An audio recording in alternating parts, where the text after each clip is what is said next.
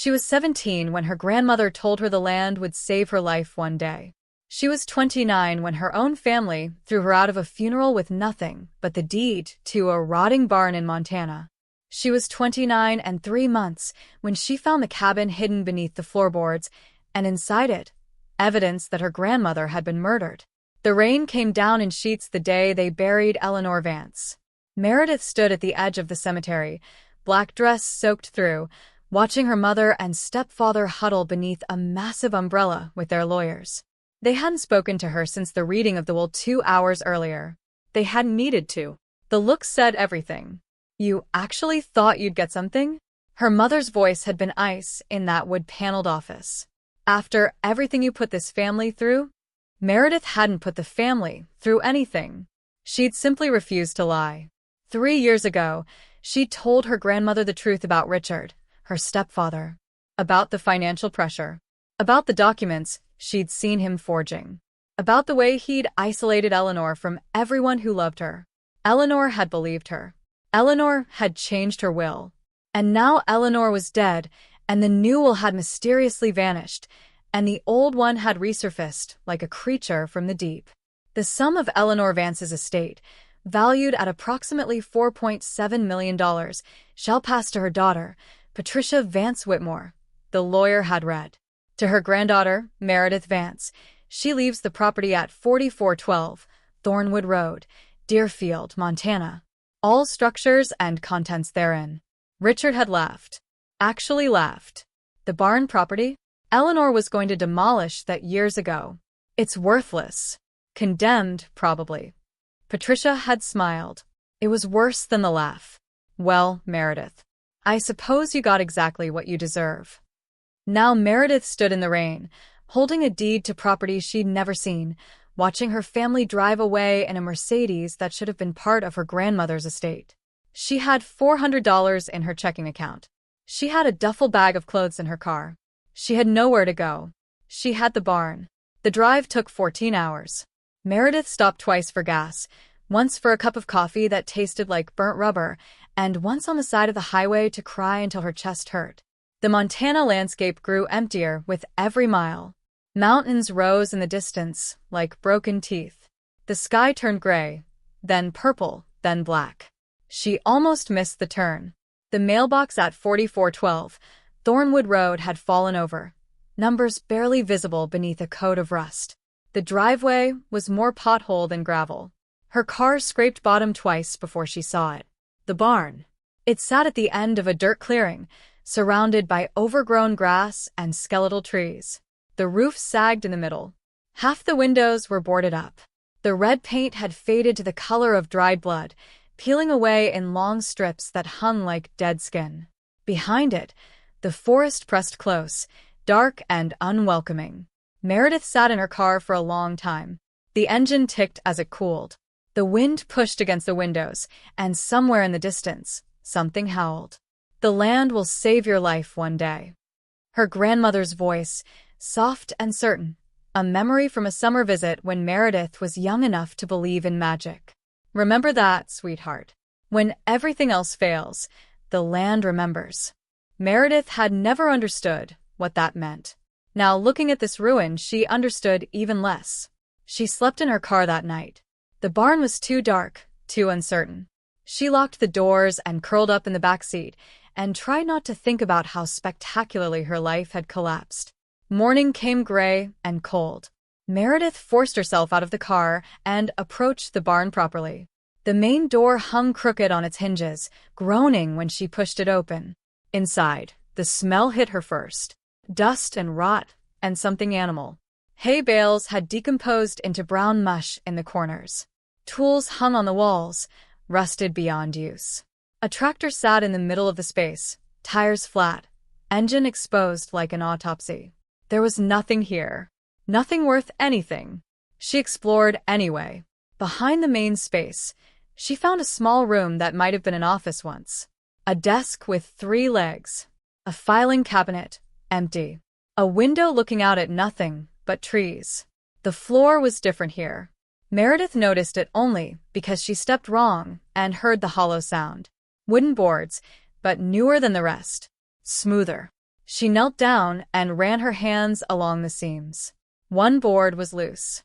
She pulled it up and found only darkness beneath. But the darkness had a shape. A ladder. Going down. Meredith's heart beat so hard she could hear it in her ears. She used her phone as a flashlight and descended. The space below was small, maybe 8 feet square. The walls were concrete. The floor was dirt. And in the corner, half hidden beneath a canvas tarp, was a metal door. Not a door to another room. A door in the floor. Like a hatch. Like something designed to hide something else. The lock was heavy, industrial. Meredith didn't have a key. She didn't have tools. She climbed back up and sat on the barn floor for an hour, staring at the hole she'd uncovered. The land remembers. She drove into town. Deerfield, Montana, was barely more than a gas station, a diner, and a hardware store clustered around a single intersection. The woman at the hardware store looked at Meredith like she was carrying a disease. "You're at the Vance place," she said. "Not a question. My grandmother left it to me." The woman's expression shifted. Something complicated moved behind her eyes. Eleanor's granddaughter. The one from back east. "You knew her?" Everyone knew Eleanor. The woman paused. "She came in here, maybe 2 months before." She passed. "Bought industrial locks. Concrete mix. Waterproof containers. Paid cash. Told me not to mention it to anyone." Meredith felt the floor tilt beneath her. "Why?" "Didn't ask." Eleanor wasn't the type you questioned. The woman leaned forward. But she looked scared. I'd never seen Eleanor Vance scared before. The name of the hardware store owner was June. She sold Meredith bolt cutters and a proper flashlight and refused to take payment. "Eleanor helped my mother once," she said. "Long time ago. Consider it settled." The drive back felt longer. The trees pressed closer. Twice, Meredith thought she saw a vehicle in her rearview mirror, hanging back just far enough to be uncertain. She was being paranoid. She had to be. The bolt cutters bit through the lock after 15 minutes of struggle.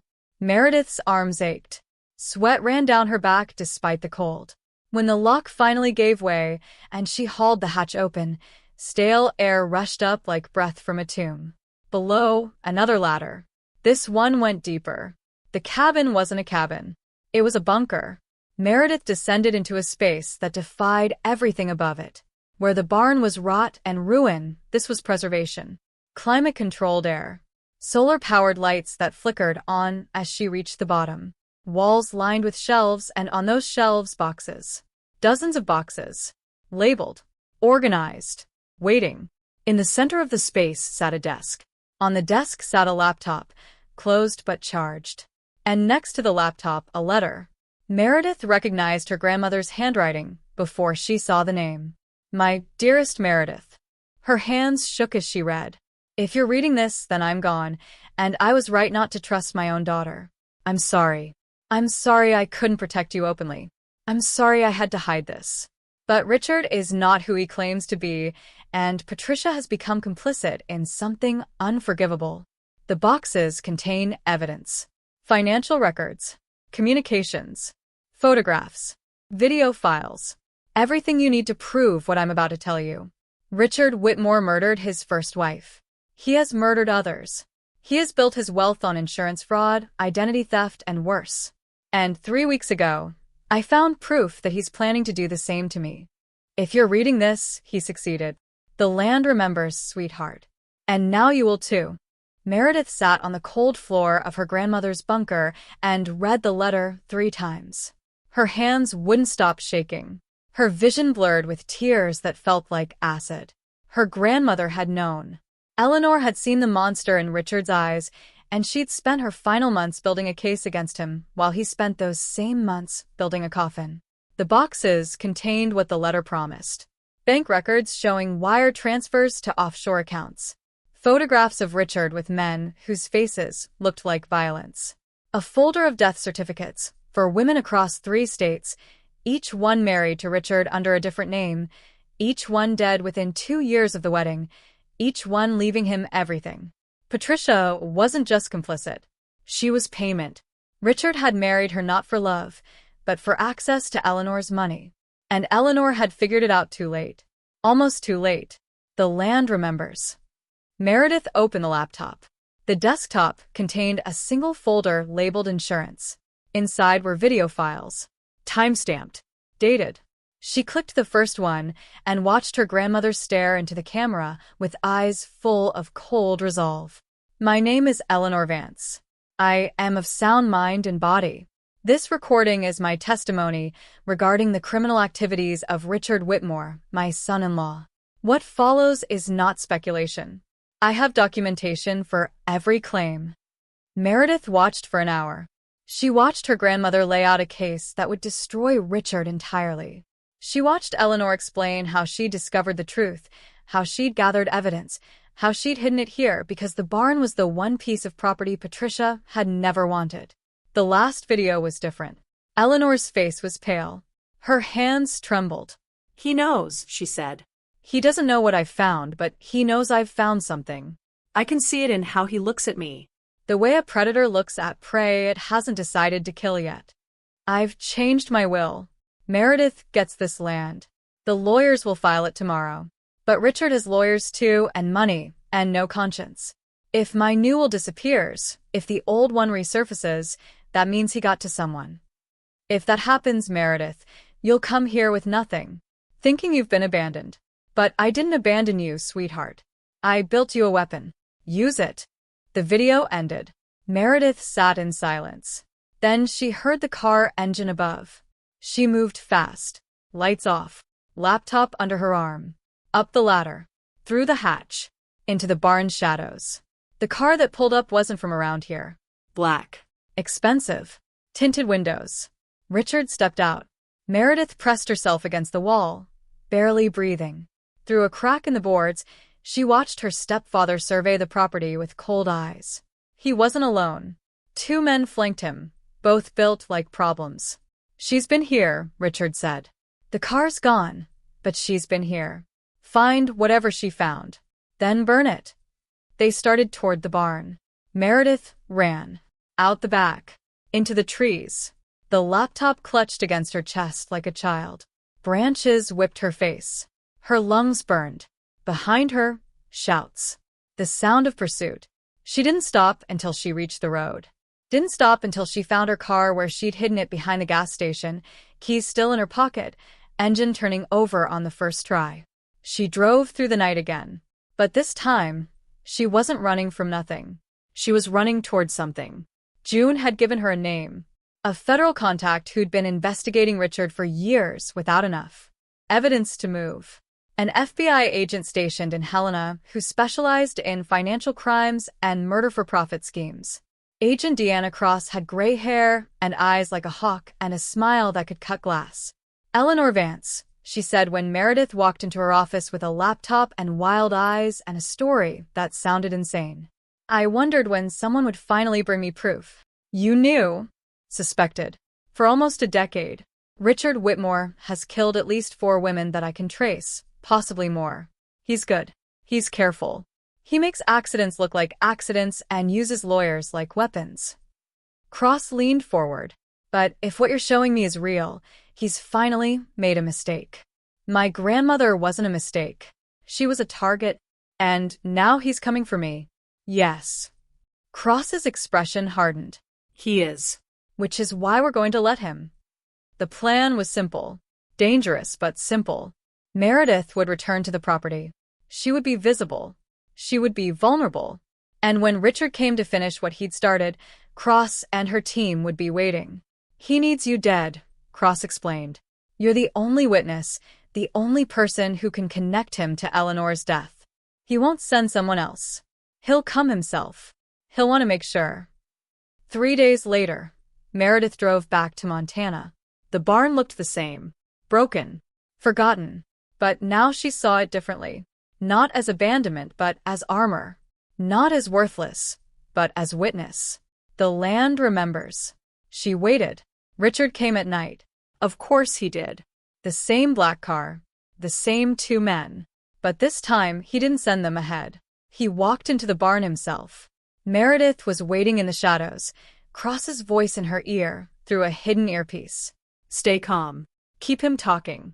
We need a confession before we move. I know you're here, Meredith. Richard's voice echoed through the ruin. Your car's outside. Did you really think I wouldn't find you? She stepped into the light. I wanted you to find me. His smile was perfect. Practiced. The smile of a man who'd charmed 4 women to their deaths. The laptop, he said. Where is it? Safe. Nothing is safe from me. You should know that by now. He took a step closer. Your grandmother thought she was smart. Thought she could build a case against me. All she built was her own coffin. You killed her. I helped her along. A little something in her evening tea, just enough to weaken the heart. The doctors called it natural causes. They always do. Meredith felt her chest cave in. Hearing it confirmed, hearing him admit it so casually, was worse than suspecting. My mother knows. Patricia knows what she needs to know, which is that her daughter is mentally unstable, has been for years, and is currently wanted for questioning regarding the theft of family documents. Richard laughed. I've spent the last week establishing your breakdown. By the time anyone finds your body, the official story will be that you came here, lost your mind, and set fire to the barn with yourself inside. You're going to kill me the same way you killed them. Rebecca, Monica. Susan, the others. His smile flickered. Just for a moment. You've done your research. My grandmother did. Meredith didn't let her voice shake. She left everything. Every document. Every photo. Every connection. And it's not just on that laptop. It's uploaded. Stored. Distributed. If I don't send a code in the next hour, it goes to every news outlet in the country. The lie was smooth. Believable. She'd practiced it with Cross for hours. Richard's face changed. The mask slipped. What lived beneath was cold, reptilian, patient like a snake. You're bluffing. Am I? He moved fast. Faster than she expected. His hand closed around her throat, slamming her against the wall. The 2 men stepped forward, blocking the exits. I'm going to enjoy this, Richard whispered. Your grandmother screamed at the end, you know. I thought you should. The barn doors exploded inward. Light. Shouting. Federal agents in tactical gear flooding through every entrance. Richard's men went down in seconds, tackled, disarmed, pinned to the floor. Richard's hand fell away from Meredith's throat. His face went white. Cross walked through the chaos like she owned it. Richard Whitmore. You're under arrest for the murders of Eleanor Vance, Rebecca Hartley, Monica Chun, Susan Torres, and pending investigation for additional victims. You have the right to remain silent. You won't, because men like you never do, but you have the right. They dragged him away. Meredith slid down the wall, her legs finally giving out. The barn spun around her. The night air bit cold against her face. But she was alive. And her grandmother had been right. The trial took 8 months. Meredith testified. Cross testified. The boxes from the bunker became evidence. The laptop became a lifeline. And Richard Whitmore became a household name, but not the way he'd intended. Patricia wasn't charged. She'd been manipulated, the prosecution argued. A victim herself in some ways. But she never spoke to Meredith again. Couldn't bring herself to face what she'd allowed to happen. Meredith didn't need her apology. The estate was reversed. The forged will was thrown out. Eleanor's real final wishes were honored. But Meredith didn't take the money. Not most of it. She donated it to organizations that helped abuse survivors. She kept only what she needed to rebuild. And she kept the barn. June helped her renovate it. What had been ruins became something new. A home. A retreat center. A place where women in crisis could come to heal, to plan, to build weapons of their own. Meredith stood on the new porch on a spring evening, watching the sun set over the mountains. The land stretched out before her, golden and green and alive. Hers. Finally, truly hers. Inside, in a frame on the wall, hung her grandmother's final letter. The last. Paragraph, read. The land remembers, sweetheart. It holds our stories even when the world forgets. It keeps our secrets when no one else will listen. And sometimes, when we've lost everything else, it gives us back ourselves. When everything else fails, the land remembers. Meredith whispered the words into the evening air. And somewhere, she could swear she heard Eleanor laughing. If this story gripped you, you're not alone. Hit that subscribe button so you don't miss what comes next. Drop a like if you believe some secrets deserve to be found. And tell me in the comments, what would you have done in Meredith's place?